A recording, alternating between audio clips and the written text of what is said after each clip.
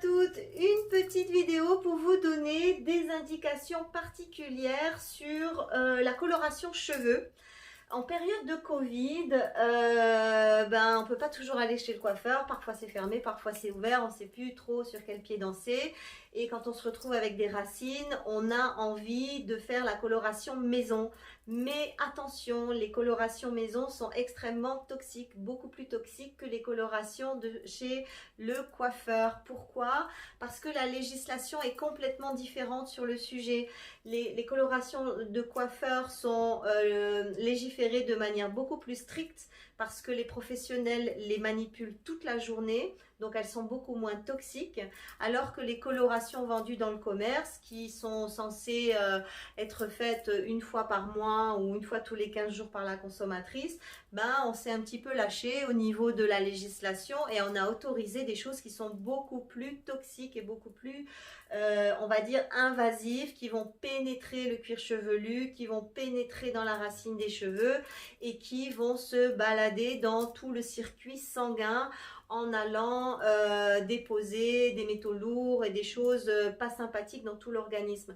Donc soyez vigilantes, c'est peut-être mieux d'avoir encore 1 ou 2 semaines de racines plutôt que absolument faire une coloration maison et d'aller s'intoxiquer. J'ai pu remarquer dans ma pratique aussi que celles qui faisaient des colorations maison régulièrement toute l'année avaient aussi notamment beaucoup de cernes, notamment quand on fait des couleurs foncées. Il y a un lien direct entre la coloration maison foncée et l'apparition de cernes sous les yeux. Donc voilà, je voulais simplement vous rendre attentive à ça.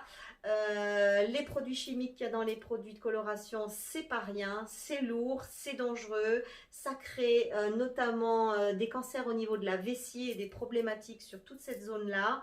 Donc rein, vessie, c'est une des raisons pour lesquelles l'œil devient aussi plus foncé, parce que en médecine chinoise, tout ce qui se passe pas bien au niveau des reins va se manifester au niveau de la cerne. Donc voilà, soyez attentive, ayez une autre lecture de ce genre de pratique et surtout préservez votre santé. La beauté, c'est important. Je le sais, je suis une femme, on est capable de faire beaucoup de choses pour être belle, mais s'il faut décimer sa santé pour ça, je ne suis pas sûre que ce soit une bonne équation. Si la vidéo vous a éclairé, n'hésitez pas à mettre un pouce, ça nous offre beaucoup plus de visibilité. J'ai fait cette vidéo pour vous, mettez un pouce pour moi, n'hésitez pas à vous abonner, n'hésitez pas à partager et je vous dis à tout bientôt. Au revoir.